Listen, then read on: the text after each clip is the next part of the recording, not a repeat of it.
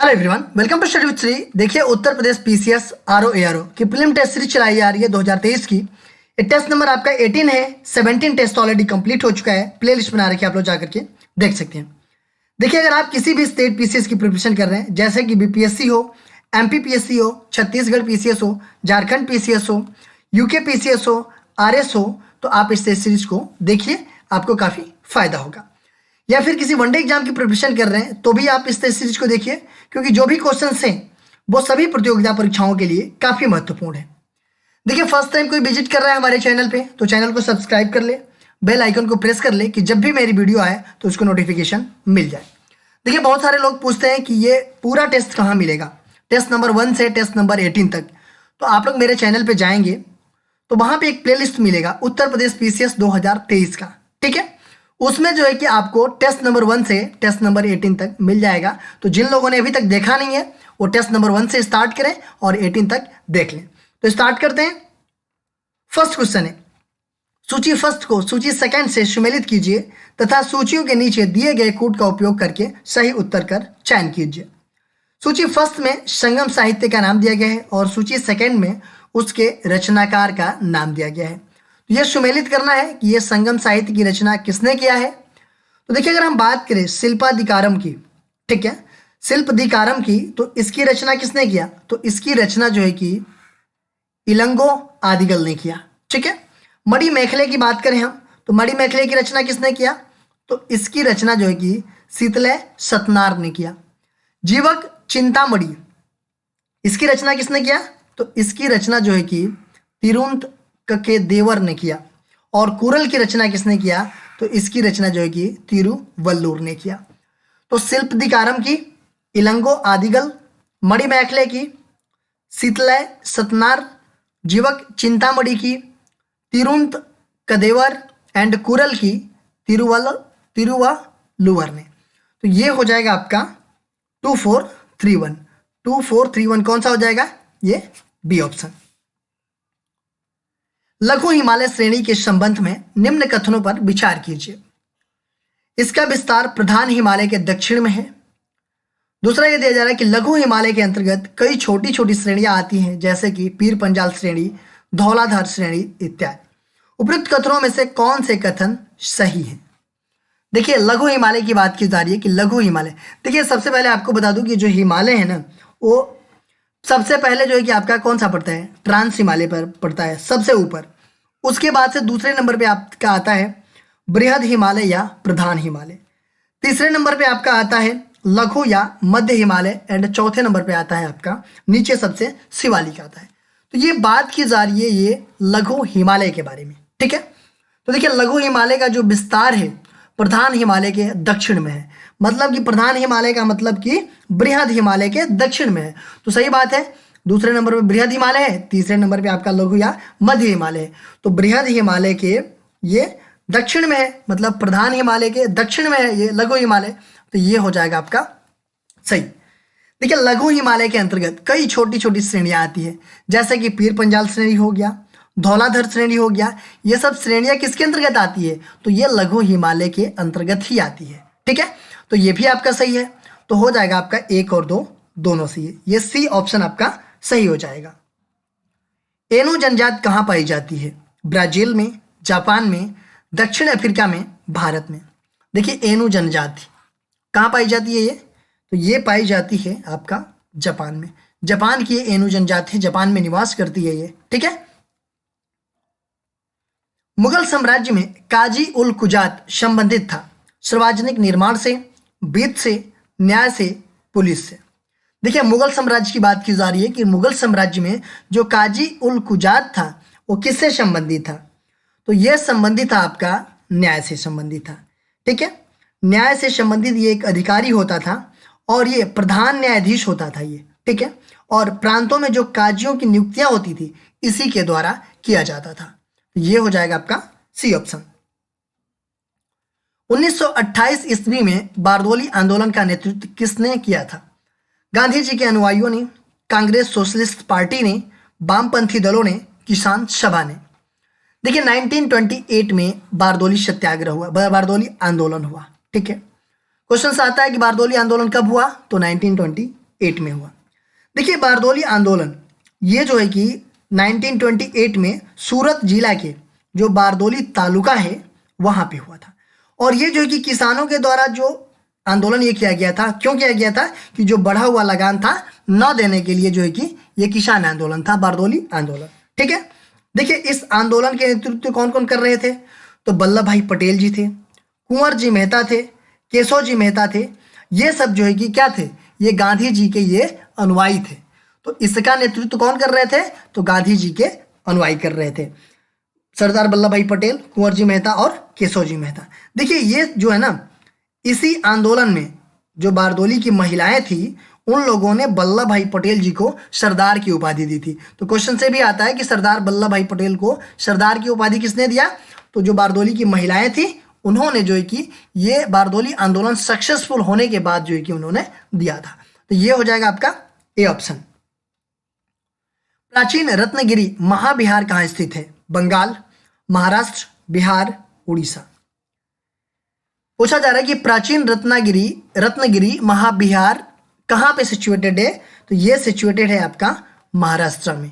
B option आपका सही है। देखिए प्राचीन रत्नगिरी बिहार ये जैनियों से संबंधित है और यह कहाँ पे सिचुएटेड है? तो ये महाराष्ट्र में सिचुएटेड है। गुप्त वंश की स्वर्ण मुद्राओं को किस नाम से जाना जाता था? शतमान, दिनार, कारसापड़, रूपक। देखिए गुप्त वंश की जो स्वर्ण मुद्राएं थी उनको किस नाम से जाना जाता था? तो देखिए गुप्त काल में सोने व चांदी दोनों प्रकार के सिक्के का प्रचलन था।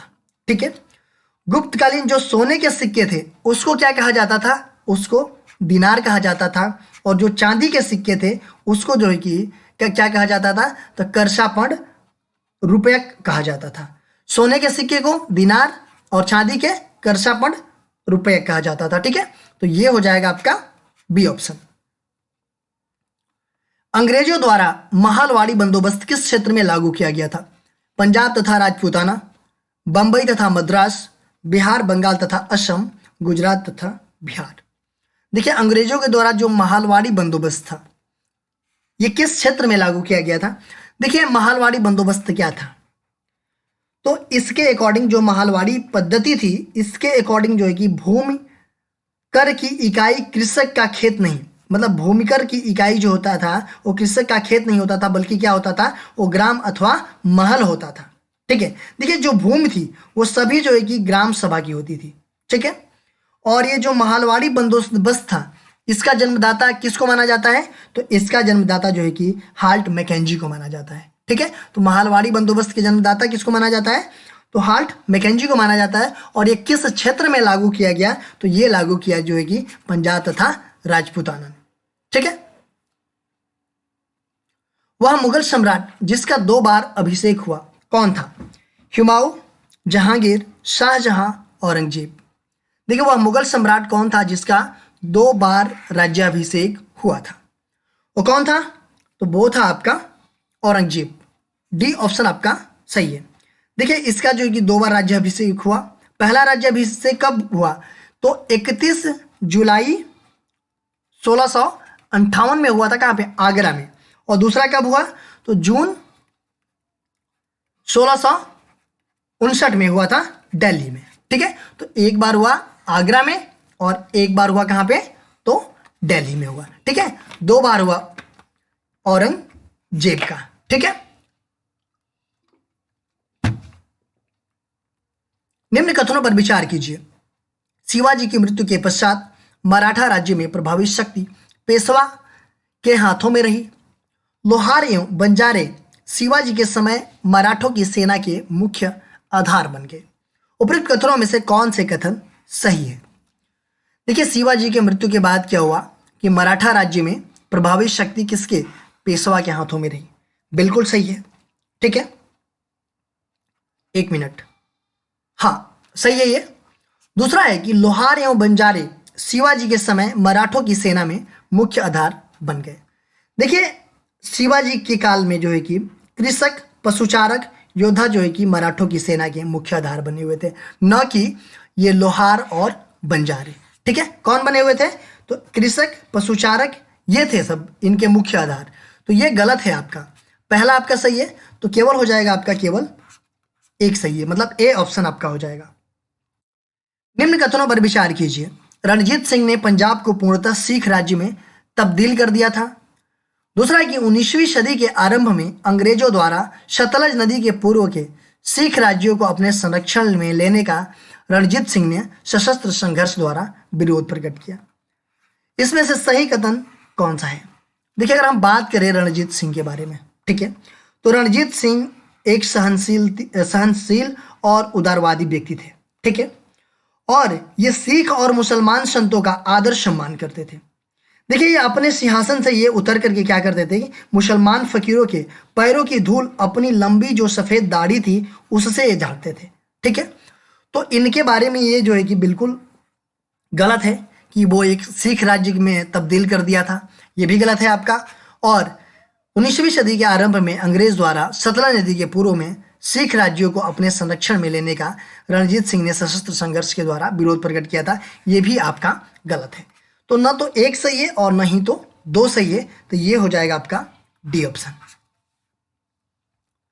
प्लासी युद्ध के प्रमुख कारणों में निम्नलिखित में से कौन से कारण सही थे? कंपनी द्वारा कलकत्ता की किलेबंदी करना। दूसरा, सिराजुद्दौला द्वारा कासिम बाजार की अंग्रेज फैक्ट्री पर कब्जा करना। एंड तीसरा है कि कलकत्ता आने वाले भारतीय माल पर कंपनी के द्वारा भारी कर लगाना। पूछा जा रहा है कि प्लासी के युद्ध के प्रमुख कारणों में से कौन से कारण सही है? देखिए, इसके कई सारे कारण थे, ठीक है। कंपनी द्वारा कलकत्ता में किलेबंदी करना, ठीक है, बिल्कुल सही है कि अंग्रेजों और नवाब सिराजुद्दौला के तनाव में अंग्रेजों द्वारा किलेबंदी की गई। सिराजुद्दौला द्वारा कासिम बाजार की अंग्रेज फैक्ट्री पर कब्जा करना, ठीक है, ये भी है। कलकत्ता आने वाले भारतीय माल पर कंपनी के द्वारा भारी कर लगाना, देखिए, काल कोठरी का घटना, ये सब सारी चीज़ें, और सिराजुद्दौला के विरुद्ध अंग्रेजों का षड्यंत्र, ये सब सारी चीज़ें प्लासी के युद्ध के प्रमुख कारण थे। देखिए, प्लासी का युद्ध कब हुआ था? प्लासी का युद्ध जो पहला युद्ध था वो आपका 23 जून 1757 ईस्वी में हुआ था। और किसके किसके बीच हुआ था? तो ये ब्रिटिश ईस्ट इंडिया कंपनी की सेना और बंगाल के नवाब की सेना के बीच हुआ था, ठीक है। तो ये सब सारे सही है, मतलब कि 1, 2 और 3, ये डी ऑप्शन आपका सही हो जाएगा। प्रकलन समिति के संबंध में कौन सा कथन सत्य है? प्रकलन समिति में सदस्यों की संख्या 30 होती है। इस समिति का अध्यक्ष सत्ताधारी दल का होता है और इस समिति की अस्थायी मित्ययिता समिति भी कहा जाता है। देखिए, बात की जा रही है प्रकलन समिति के बारे में, ठीक है। देखिए, जो संसदीय समितियां होती है वो दो प्रकार की होती है, एक अस्थायी समिति और एक तदर्थ समिति। देखिए, जो प्रकलन समिति है ये जो है कि अस्थायी समिति का ही भाग है, और ये अस्थायी समितियां जो होती है उसमें से ये सबसे बड़ी समिति है प्रकलन समिति, ठीक है। और इसमें 30 सदस्य होते हैं, बिल्कुल सही है। और ये 30 किसके होते हैं? तो ये 30 जो है कि लोकसभा के होते हैं। देखिए, राज्यसभा के सदस्य इसमें शामिल नहीं होते हैं, ठीक है, ओनली लोकसभा के सदस्य होते हैं और टोटल संख्या इनकी 30 होती है, ठीक है। देखिए, इस समिति का जो अध्यक्ष होता है वो सत्ताधारी दल का होता है, जिसकी गवर्नमेंट होती है उसी का ये जो है कि अध्यक्ष होता है, मतलब कि सत्ताधारी दल का होता है, ये भी आपका सही है। और इस समिति की जो अस्थाई मितव्ययिता है समिति भी कहा जाता है, मतलब प्रकलन समिति को अस्थाई मितव्ययिता समिति भी कहा जाता है, तो ये भी आपका सही है। तो तीनों सही है, तो 1, 2 और 3 हो जाएगा आपका ये डी ऑप्शन। भारत में हूणों की सत्ता की स्थापना किसके नेतृत्व में हुई थी? दंती दुर्ग, मिहिरकुल, तोरमाड़, साल। भारत में जो हूण थे उनकी सत्ता की स्थापना किसके नेतृत्व में किया गया था? तो ये किया गया था तोरमाड़ के नेतृत्व में। देखिए, हूण जो है ना, मध्य एशिया में रहने वाली खानाबदोश बर्बर जाति थी, ठीक है। इनकी जनसंख्या की अधिकता के कारण क्या हुआ कि ये जो है कि माइग्रेट हो गए, मतलब मूल निवास को छोड़ करके नए क्षेत्र की तरफ मतलब चले गए ये। देखिए, जो हूणों का प्रथम आक्रमण हुआ था वो जो है कि गुप्त सम्राट स्कंद गुप्त के काल में हुआ था, और जो दूसरा आक्रमण हुआ था तो दूसरा आक्रमण जो है कि जो दूसरे आक्रमण था उसका नेतृत्व जो है कि तोरमाड़ के द्वारा किया गया था, और उसके बाद से जो है कि हूणों की सत्ता की स्थापना की गई थी, ठीक है। तो ये हो जाएगा आपका सी ऑप्शन। ताम्रपाषाण मालवा संस्कृति के अवशेष निम्नलिखित में से कहाँ प्राप्त हुए हैं? भीमबेटका और मंदसौर, नौदाटोली और माहेश्वर, अहाड़ और गिलुंड, सतना और रीवा। देखिए मालवा संस्कृति, जो ताम्रपाषाण की मालवा संस्कृति के अवशेष हैं वो कहाँ से प्राप्त हुए हैं? तो अगर हम बात करें ताम्रपाषाण की, तो इसका मुख्य क्षेत्र जो है कि दक्षिण पूर्व राजस्थान था, मध्य प्रदेश के पश्चिम भाग था, महाराष्ट्र तथा दक्षिण पूर्वी भारत में था।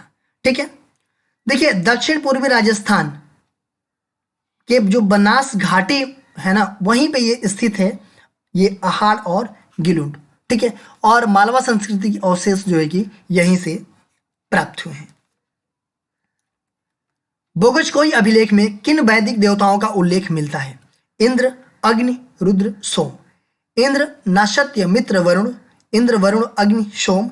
इंद्र, सूर्य, पूषा, नासत्य। देखिए पूछा जा रहा है कि बोगजकोई अभिलेख में किन वैदिक देवताओं का उल्लेख मिलता है। ठीक है, देखिए बोगजकोई नामक स्थान जो है कि मध्य एशिया में है और लगभग 1400 ईसा पूर्व जो है कि एक अभिलेख मिला जिसमें जो है कि इंद्र, मित्र, वरुण एवं नासत्य वैदिक देवताओं के नामों का उल्लेख था। तो ये हो जाएगा आपका इंद्र, नासत्य, मित्र और वरुण, ये बी ऑप्शन हो जाएगा। निम्नलिखित में से कौन सा कर केंद्र सरकार द्वारा लगाया जाता है परंतु उसका संग्रहण राज्य सरकार करती है? संपत्ति कर, सेवा कर, स्टाम्प शुल्क, ये सभी। क्वेश्चन क्या पूछा जा रहा है कि वो कौन सा कर है जो केंद्र सरकार के द्वारा लगाया जाता है लेकिन उसका संग्रहण कौन करता है? वो राज्य सरकार करता है। तो कौन सा कर होता है? तो वो स्टाम्प शुल्क होता है। किसी कर को किस स्थिति में प्रतिगामी कहा जाएगा? अमीरों की तुलना में गरीबों पर अधिक भार, अमीरों की तुलना में गरीबों पर कम भार, गरीबों व अमीरों पर समान भार, और इनमें से कोई नहीं।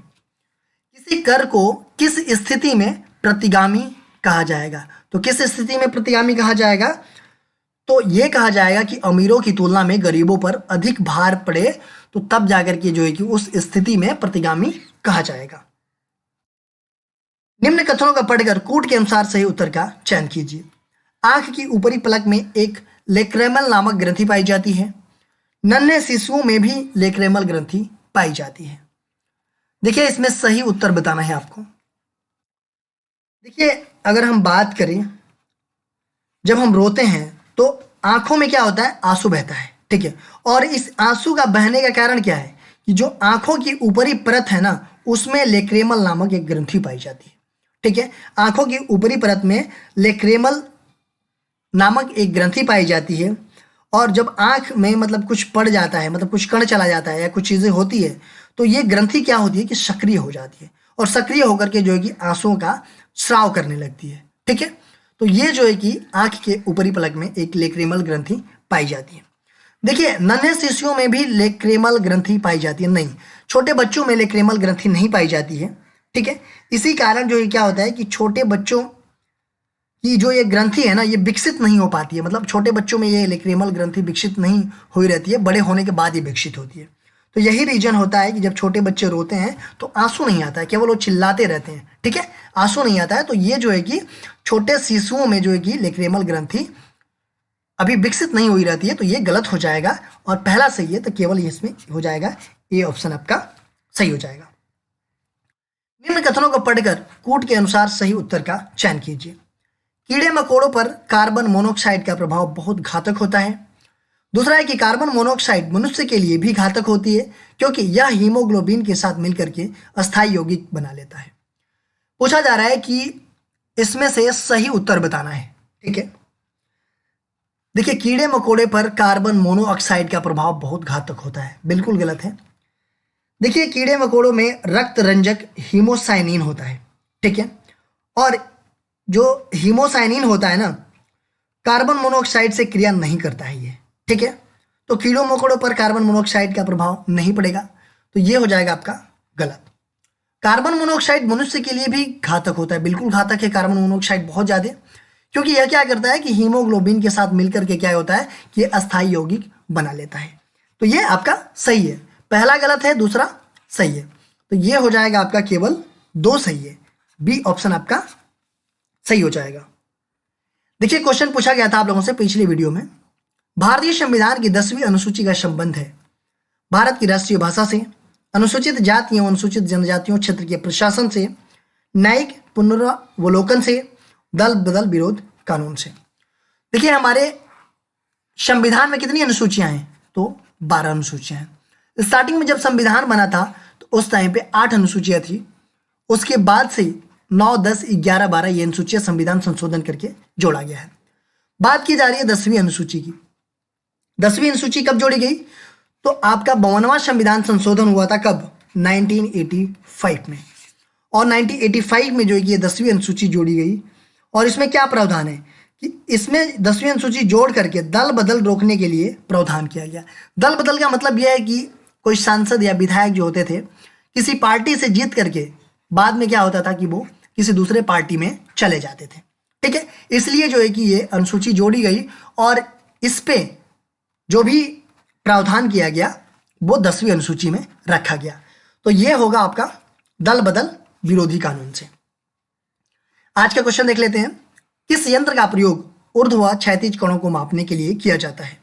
Theodolite, wattmeter, stereoscope, spherometer. किस यंत्र का प्रयोग जो है कि ऊर्ध्व व क्षैतिज कोणों को मापने के लिए किया जाता है? ये कमेंट बॉक्स में आप लोग बताइएगा। इसका आंसर मैं नेक्स्ट वीडियो में आप लोगों को बताऊंगा। देखिए आप मेरे चैनल को सब्सक्राइब कर लीजिए। सब्सक्राइब करने के बाद से बेल आइकन को प्रेस कर लीजिए कि जब भी मेरी वीडियो आए तो आपको नोटिफिकेशन मिल जाए। ये मेरा दूसरा चैनल है श्री जीएस पॉइंट, इसको भी सब्सक्राइब करके बेल आइकन को प्रेस कर लीजिए। फेसबुक पे मेरी आईडी है स्टडी विद श्री, एक पेज है फेसबुक पे, लाइक कर लीजिए। इंस्टाग्राम पे हमारी आईडी है स्टडी विद श्री 25 और श्री जीएस पॉइंट। ये टेलीग्राम का चैनल का नाम है स्टडी विद श्री। इन सब सारे का लिंक आपको डिस्क्रिप्शन में मिल जाएगा, वहां पे क्लिक करते हैं आप यहाँ पे पहुंच जाएंगे, क्योंकि यहाँ पे स्टडी से भी रिलेटेड चीजें पोस्ट की जाती है जिससे आप लोगों को फायदा पहुंच सकता है।